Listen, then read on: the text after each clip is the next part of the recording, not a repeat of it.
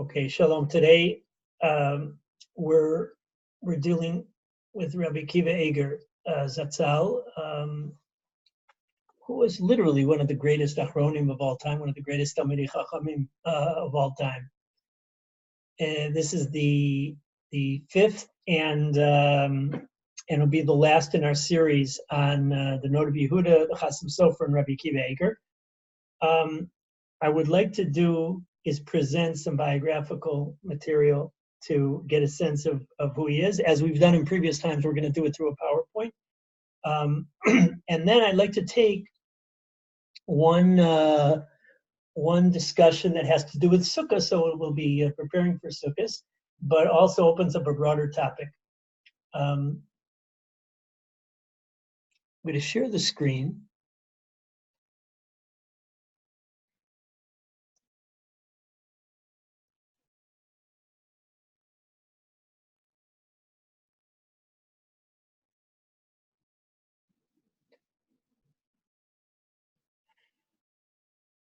This picture seems to be reliable. Again, as some of these Gedolei Yisrael who were extremely high profile, Rav of a great place, of a larger place, and somebody who was known throughout the world. So there were people that drew them during their lifetime. I will mention one of the illustrations, one of the pictures that I saw of Rabbi Akiva Eiger's face was by an Israeli artist, or an early artist that is associated with the early days of Israel, Herman Struck. But when I first saw it, I said it's probably, the artist's rendition, as they say. Then I found out that he was actually a descendant of Rabbi Akiva Eiger. So that's interesting. Here's the full picture, where it says here, Tmunas Harav Agon HaChasid Rabban Shel Kol Bnei Agola Maran Rabbeinu Akiva Eiger Zal. The picture of the great Rav, pious Rav of all of the exile. Now that expression, which is often abbreviated Rashka Bahag, is a way we refer to people who were during the times of the exile, but at the head of the Jewish community. So Rabbi Akiva Eiger was certainly one of those. This is, I guess, the most well-known, the two most well-known works of Rabbi Akiva Eiger are Tshuvas Rabbi Akiva Eiger, his responsa, and the Gilyon HaShas that is printed on every page or on the pages of the Talmud, the marginal notes of Rabbi Akiva Eiger, which are learned by all. Now, this biography is the same biography that we used when we were discussing the Chatam Sofer. As we're going to find out, the Chatam Sofer married the daughter of Rabbi Akiva Eiger. So the Chatam Sofer's grandson was Rabbi Akiva Eiger's grandson. In fact, great-grandson. In fact, any descendants of the Chatam Sofer are also descendants of Rabbi Akiva Eiger, because the Chatam Sofer only had children through his second wife, who was Rabbi Akiva Eiger's daughter. Now, a little bit of biographical information. I'm going to tweak this a little bit. Rabbi Akiva Eiger was born in Eisenstadt, and you'll notice that he either signs his name Akiva, Akiva Gins, or Akiva Mi Aleph Shin, which is Eisenstadt. Now, he was born on the 11th of Cheshvan. I will point out that is Rachel Imenu's Yahrzeit, and he passed away in Posen, which was his last and main rabbinical position. Now, it says Austro-Hungary. The borders moved around. It could be called Poland, you see that he passed away on the 13th of Tishrei, so that's coming up right away. Now, Rabbi Akiva Eiger, like the Chasim Sofer and like Noda B'Yehuda, came from auspicious ancestry. His father was Rav Moshe Gins, so he himself was Chashuv Talmid Chacham and Tzaddik. He was descended from Rav Avram Brode, who was the author of a Sefer Eshel Avram, who was one of the Gedolei Hador, and that's how he called his himself, Akiva Gins. His mother was Gittel Eiger, and she was the daughter of another Rabbi Akiva Eiger, meaning the previous Rabbi Akiva Eiger, who wrote a sefer called Minchas Rabbi Akiva, and his mother was known to be extremely learned. His father was also extremely learned. The name Eiger stuck from one account that I found just near the very end of his life, when the government gave him a name, so Eiger was the name that they gave him. Now, I want to dwell on this next point. He was a child prodigy, gifted intellectually, pious, diligent, and his early education was supervised first by Rav Nosson Nata of Mattersdorf, then by his uncle Rav Wolf Eiger of Breslau. Now, a number of these people that we'll meet were child prodigies. The Chasim Sofer was like this also, and the Noda B'Yehuda, it sounds like that also. And they were from auspicious ancestry. They were from a very holy home, very holy homes, and they were extremely gifted. And I know sometimes these are things that are de-emphasized because we don't want to discourage people from putting in the effort to learn and to grow. And if we discuss so much how the Gedolei Torah they started almost from youth as great Talmidei Chachamim. Okay, so all that is, it is true that we want to encourage people to work as hard as they can and to grow and to not get down on themselves because they're just from, so to speak, normal families. But we must thank God for blessing us with tzaddikim in all these generations, and even nowadays, there are people who are so to speak, born into it, and that's a blessing for the Jewish people. The people that are born into it and don't put in the work, and they don't put in the personal avoda, and they don't put in the Amalat Torah, they're going to fade away also. So, but they are starting in an amazing place. But that's good for the whole Jewish people. We need such people. Now, like the Chasim Sofer, there are many parallels between the Chasim Sofer and he. He also, his first wife passed away, and then he was remarried. His first wife was Glickl. She was the daughter of Rav Yitzchak Margolius of Lisa. She passed away tragically, and the Chasim Sofer's second wife, Sarah, was her daughter, and Rav Shlomo Eiger, who eventually became the successor. So there was a Bechor, was Rav Avram, who became a Rav in a different city. And the other daughter was Shandel. I forgot the name. Sorry. Now, he wrote a letter to people who wanted to arrange a shidduch for him 6 months after his wife passed away, and he was totally broken. He was totally broken. He says, "I cannot." He barely is able to keep himself going. He can barely learn. However, eventually, 6 months later, he did marry, and his second wife, who was related to him. Both him, it was related to him through a mechutin, and also related to him through his first wife. And they had 13 children together.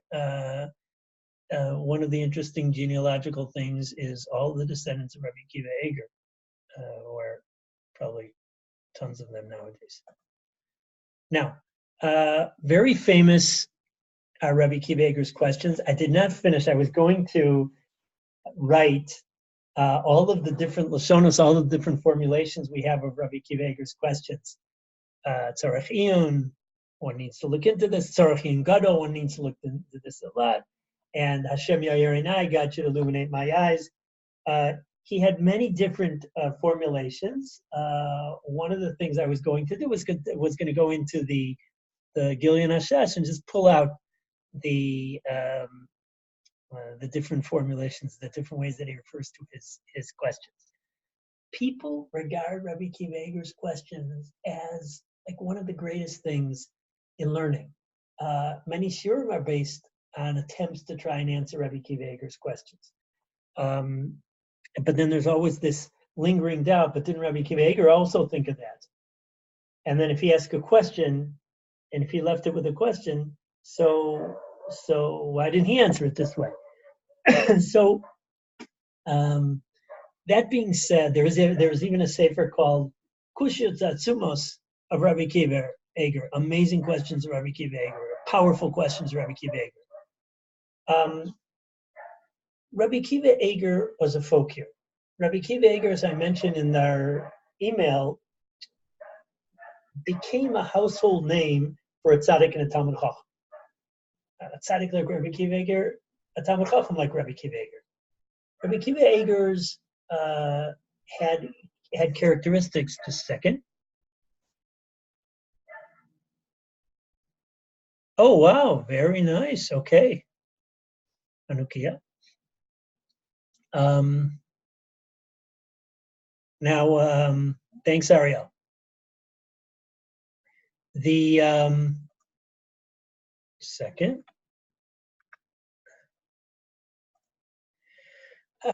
Rabbi Akiva Eiger was known to be extremely, extremely humble. He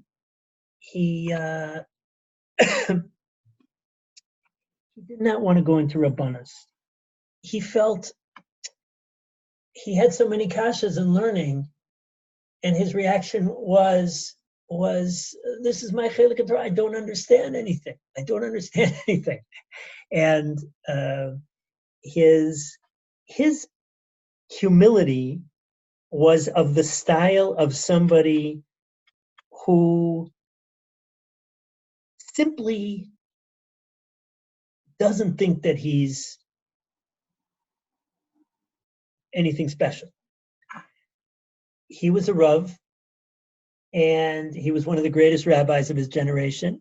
He stood up for very important causes. He led great communities, and he published Svarim. So his humility did not stop him from being extremely prolific. By the way, he left behind thousands of tshuvas. There was somebody who would copy over his responsa, and then they would publish it. But Rabbi Akiva Eiger wrote so much faster than the person who copied it that there was a lot of stuff left over afterwards. And we'll see later on how much material there is. There's a couple stories about Rabbi Akiva Eiger's humility in association with his son-in-law. So he loved the Chatam Sofer. The Chatam Sofer loved him. There's letters between them, Torah letters between them. They say that when the throngs came to meet them, so Rabbi Akiva Eiger, his head was down, and he was I don't know why these people are coming to see me. The Chatam Sofer's approach was look at how much Kabbalah Torah people have. So these were different approaches. There's one story where that they tell that they that crowds came to meet the Chatam Sofer and Rabbi Akiva Eiger, and so each one of them assumed they were coming for the other, and so each one like hid on the other side of the wagon. Now Rabbi Akiva Eiger was a folk hero, and there are all sorts of amazing anecdotes told about him. I'll just mention three of them. I'll first mention the one about the mikveh. He was extremely pious, meaning the things that he did were the kinds of things that old-style tzaddikim used to do, like crack open the ice in Toivel, those kind of things. He went to the mikveh every morning, rain or shine, winter, summer, and in winter he would break open the ice. His family was very worried about his health, so they tried to stop him from doing it. And one of the things they did once was they hid the keys of the mikveh. So Rabbi Akiva Eiger that morning got up to go to the mikveh in this freezing winter morning, and into winter, middle of the night. And he looked around for the keys, he didn't find it. And then he hears a knocking at the door, and Rabbi Akiva Eiger said, "Who is this? Who is knocking in the middle of the night?" So he said, "It's me, the one who's in charge of the mikveh. I came to give you the key to the mikveh." So Rabbi Akiva Eiger says, "What inspired you to bring me the key of the mikveh?" So he said, I had, I think, either a dream or I heard a voice saying, "Go and bring the key of the mikveh to Rabbi Akiva Eiger." So the family realized there's nothing to do with this. There's nothing to do with him. There was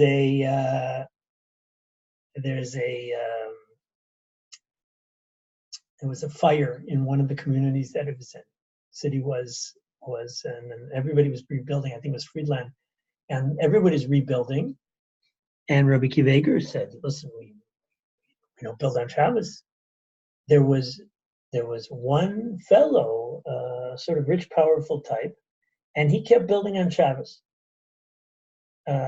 He was so caught up in rebuilding his house and all that, and everything was destroyed. And Rabbi Akiva Eiger said, "You can't build on Shabbos," and he continued going on. He continued. And Rabbi Akiva Eiger gave a whole drasha about the importance of Shabbos, and how even in these kinds of situations, so it's not Docha Shabbos, and HaKadosh Baruch Hu is and a house that's built on Chilul Shabbos is not going to last. Anyways, after a number of months, that fellow's house totally collapsed, and the worms, the wood was wormy, and everything just broke apart. The whole house just collapsed, and he used the same wood and stones that everybody else did. Rabbi Akiva Eiger's learning was legend, and it was recognized from an early age how he was not just head and shoulders above everybody, but he was in a class in his own. Now,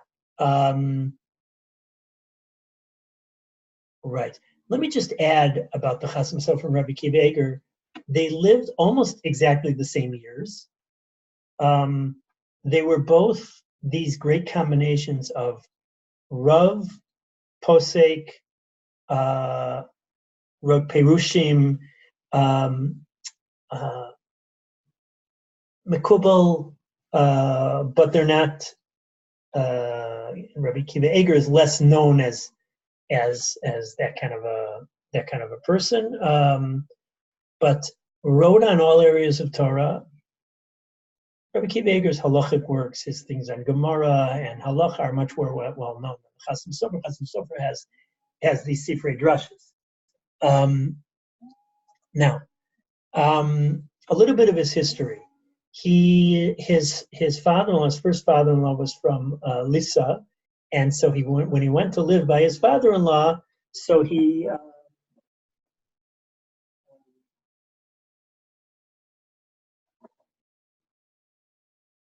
when he went to live by his father-in-law, so he was there, and then yeshiva developed, and so he had talmidim there.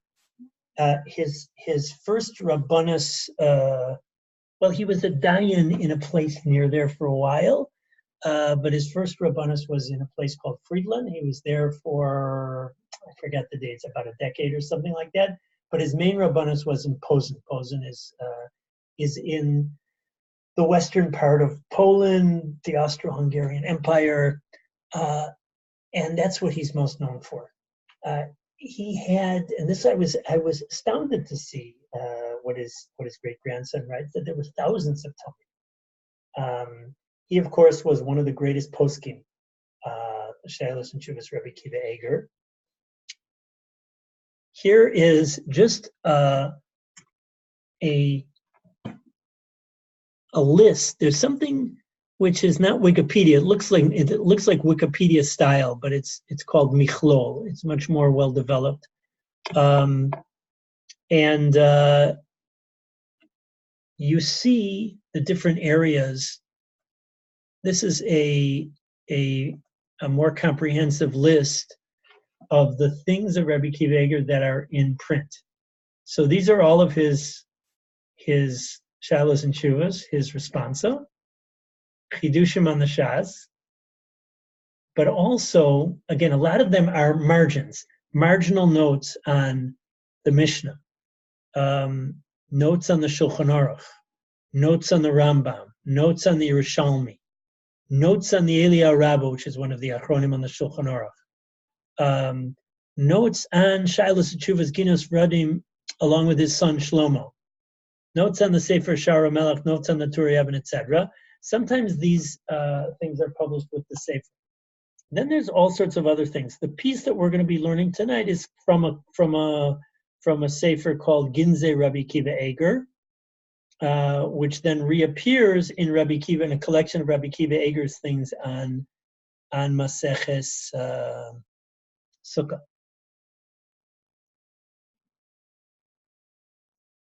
And here's more material. Just get a sense of the immensity.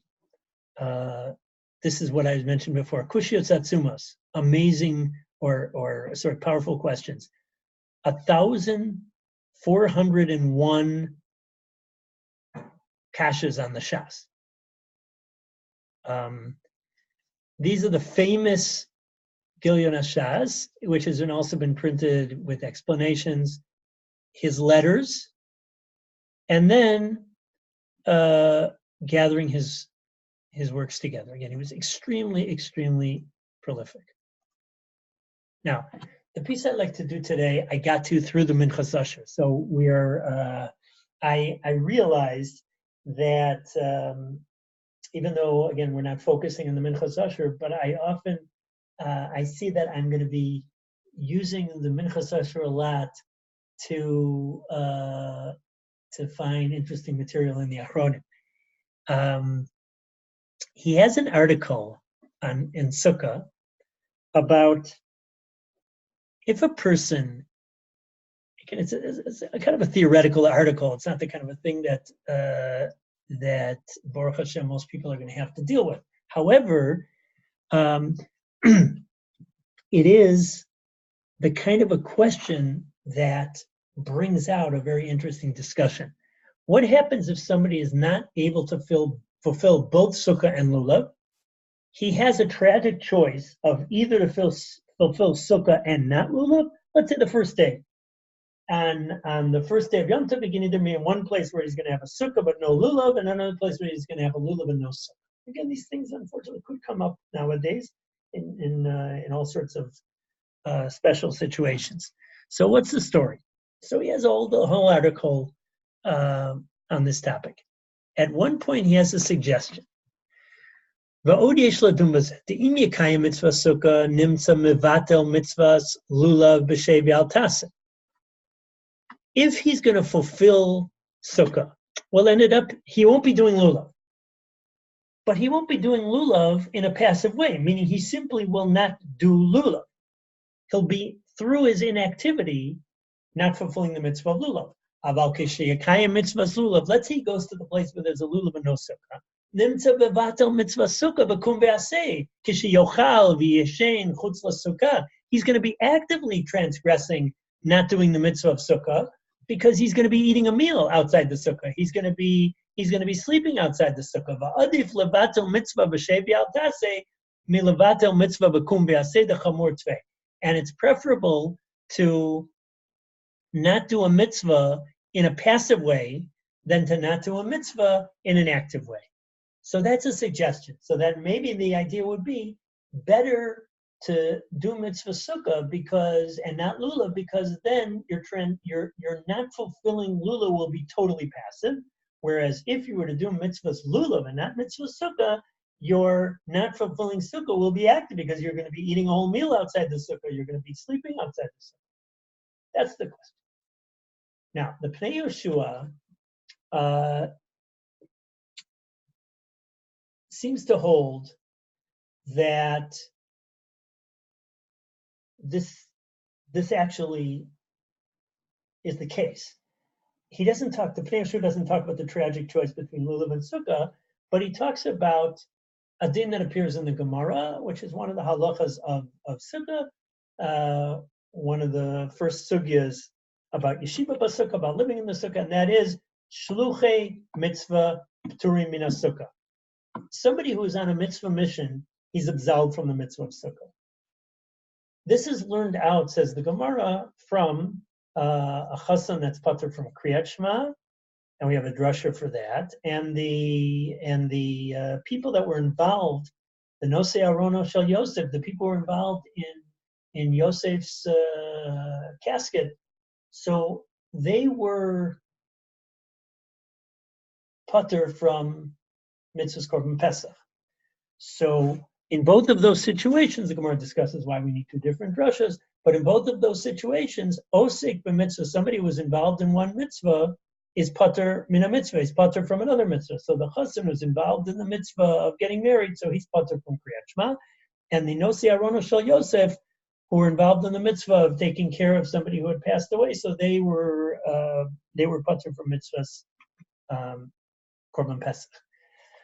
Shluchei mitzvah p'turim min sukkah. So this actually is where this halacha of osek b'mitzvah patur min mitzvah, shluchei mitzvah p'turim min sukkah, appears. Ask the Pnei Yehoshua a very simple question. Why is this the place where this whole topic appears? Why, of all the 603 or of all the 248 mitzvahs, why do we discuss positive mitzvahs? Why do we speak about shluchei mitzvah p'turim min X by sukkah? Why don't we talk about some other mitzvah? So he gives a number of answers, but one of his answers is ve'od delo dami l'shar mitzvahs aseh. Sukkah is unique among the positive mitzvahs. She'enon ela b'shei ve'al ta'aseh k'shebatel mehem. When you don't do another mitzvah, you are simply passive.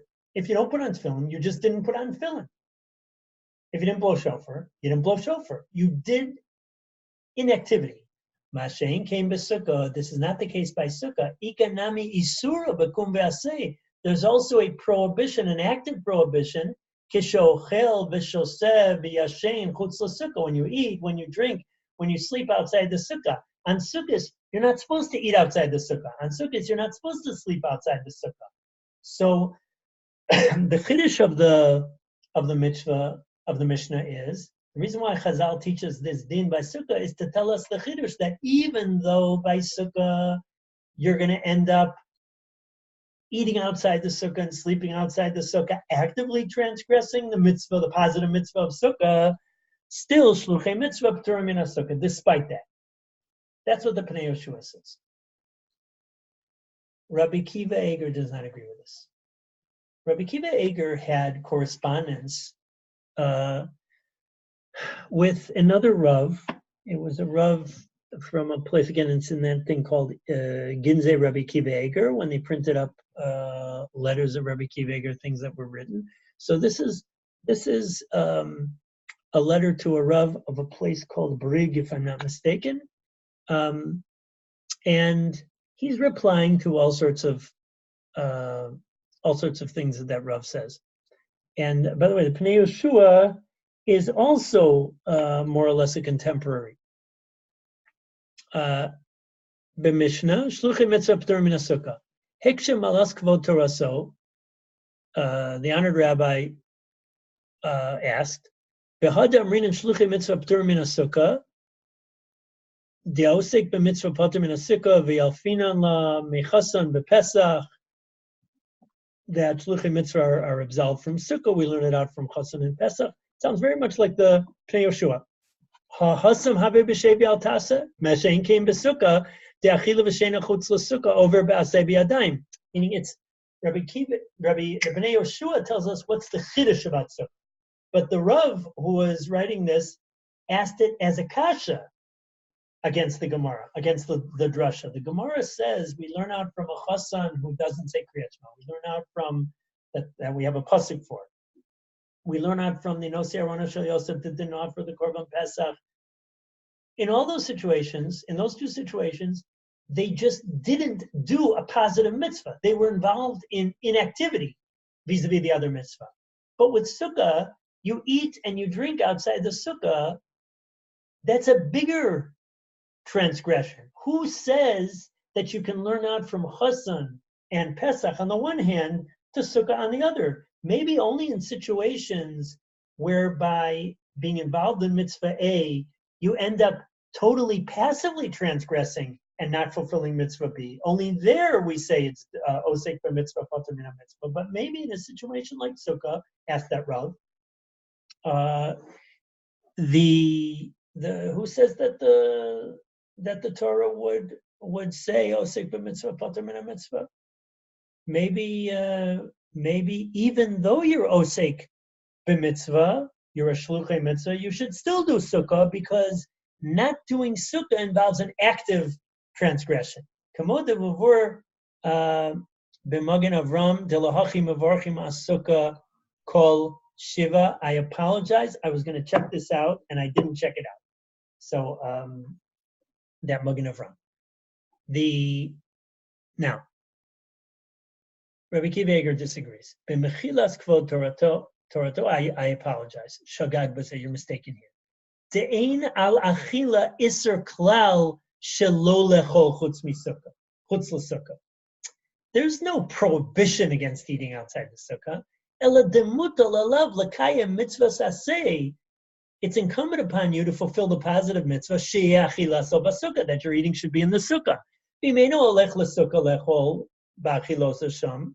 Mevatel mitzvah saseh. If you don't go to eat in the sukkah, you're just not fulfilling a positive mitzvah.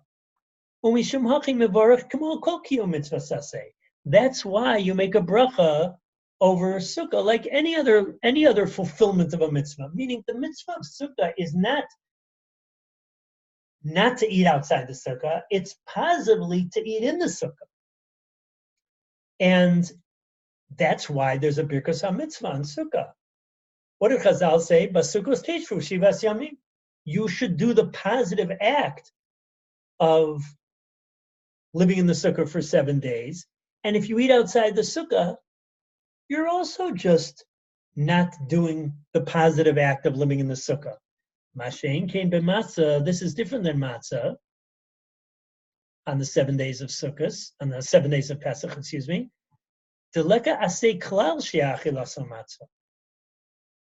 There's no positive mitzvah that you're eating on the other days should be to eat matzah, only on the first night, where it says be'erev tochlu matzahs. Rak shelo yochal chametz. But it's just that on those other days you shouldn't eat chametz. Meaning, even though the Torah says you should eat matzah 7 days, after our drasha is finished, that in one place it says 7 days, in one place it says 6 days, and then and the end result is that there's no positive mitzvah to eat matzah on the other days of Pesach, only on the first night of Pesach where it says Be'erev tochlu matzahs. So there really, what the Torah is telling you is essentially not to eat chametz.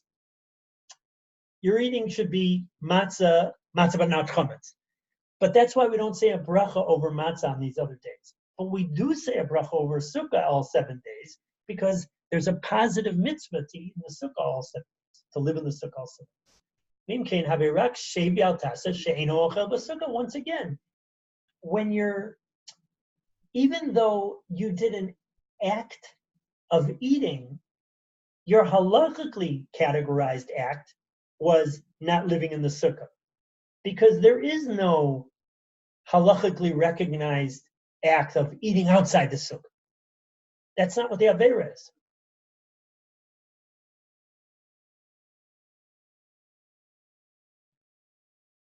And Rabbi Akiva Eiger draws an analogy to tzitzis.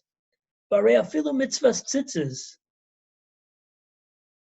even with regards to the mitzvah of tzitzis, Sfira Leila HaMordechai, the Mordechai holds. Now, once again, we have a mitzvah of putting tzitzis on a garment, wearing tzitzis. The issue of what the mitzvah of tzitzis is itself is an issue which is dealt with in the Gemara, and we're going to follow what he says here and see what he draws out of it. Even with regards to the mitzvah of tzitzis, the Mordechai, one of the Rishonim, he was a Talmud of the Maharam Rutenberg, and he's Mordechai ben Hillel. He's published in the backs of the Gemara. Below tzitzis. When you walk with a piece of clothing that has 4 corners and you don't have tzitzis on it, de'ein over basei, de'ein Israel hiluch beveged below tzitzis. There's no prohibition against. Now, don't. We're understanding the Mordechai. Don't go out and do this. It's not a prohibition to go with the clothing without tzitzis. Ella kishe holech beveged kazeh. When you're going with such a piece of clothing, mutal alav mitzvah lasot tzitzis. It's incumbent upon you to do the mitzvah of tzitzis. Uve'eino oseh, and if you don't do it, mivatel mitzvah b'shevi al taseh. You're once again passively transgressing an avera. True, you did an act which is called putting on a piece of clothing, but that's not what's relevant halachically, because transgressing tzitzis means simply not doing the positive mitzvah of wearing tzitzis. All there is a passive bittul aseh. Ayin Magen Avram Siman Yud Gimel Sif Kot and Ches, which where he discusses this topic at length. It's all in the context of what happens if you're in shul and you discover that your tzitzis are pasul. What happens if it's Shabbos and you discover that your tzitzis are pasul, etc., etc., etc. I'll call upon him, but Sukkah pashut demikri v'akshay v'altas.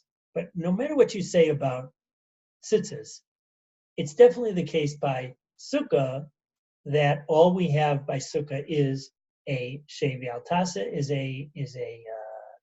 is inaction. Now, just a word about these two approaches. The Pnei Yehoshua and the Rabbi Akiva Eiger argue here. The questioner and Rabbi Akiva Eiger argue.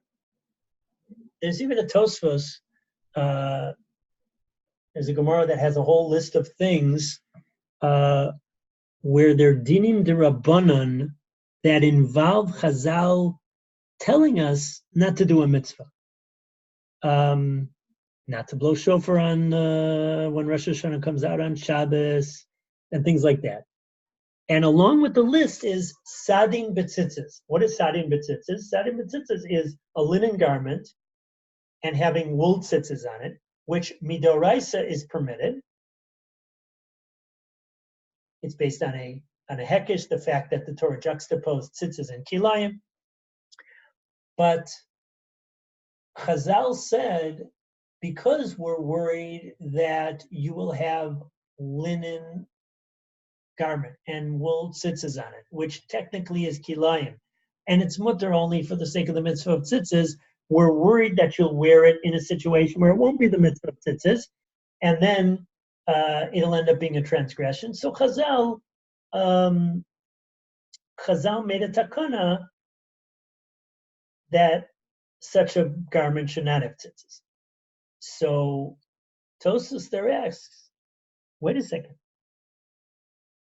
The Gemara says, in this Gemara in Yevamos Daf Tzadi, the Gemara says that all of these are examples of shevi al tas, a passive, Chazal telling us to passively not do a mitzvah. So Tosfos asks, wait a second, tzadi b'tzitzis, isn't that active? Aren't you wearing the tzitzis? And then the Tosfos comes up with an answer of, no. Really, the act of wearing it itself is not the mitzvah. Once it's on your body, then you're chayiv, and then it ends up that you're passively not putting on tzitzis. So Tosfos seems to argue like that. That Tosfos seems to understand like the Pnei Yehoshua, and Rabbi Akiva Eiger seems to be like the simple understanding of the Gemara. And I guess if there were Rishonim that don't ask Tosfos' kasha, they might be agreeing with Rabbi Akiva Eiger's approach. To sharpen it, the question the Rishonim, the Achronim are arguing about here, and perhaps this also comes up in the Rishonim, and perhaps this is also the discussion about the mitzvah of tzitzis, is when there's a positive mitzvah, and the way not to fulfill it is through something which physically is active. Do we consider that kum v'aseh? Do we consider that it active for whatever ramifications that'll have? And we'll see that in a second. Or do we consider that still passive? Because what really counts is that this is halachically inactive, not doing a positive mitzvah. Even if you do something that's physically active, but it was halachically inactive. That's the way of perhaps formulating. Why might this make a difference? So one difference might be what Rav Asher Weiss suggested, that maybe that would be, according to the side that you transgress Sukkah actively by eating outside the Sukkah, so then, excuse me,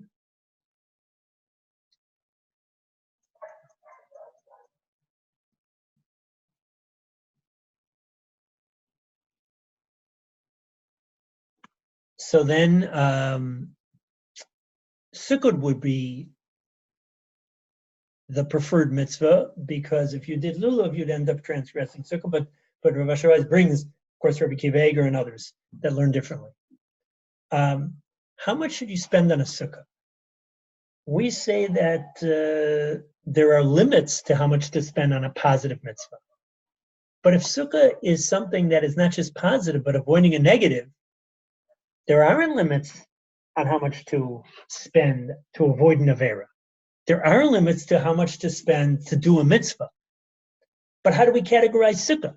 Is Sukkah avoiding a transgression, avoiding eating outside the Sukkah, or is it only positive, in which case the limits will be a third? And there would be a parallel question, which, how much do you have to travel for a Sukkah? What does that mean? We have halachas sometimes on how far you have to go, for instance, for Netilas Yadayim. How far do you have to go? How far do you have to travel for davening with a minyan? Those kind of things.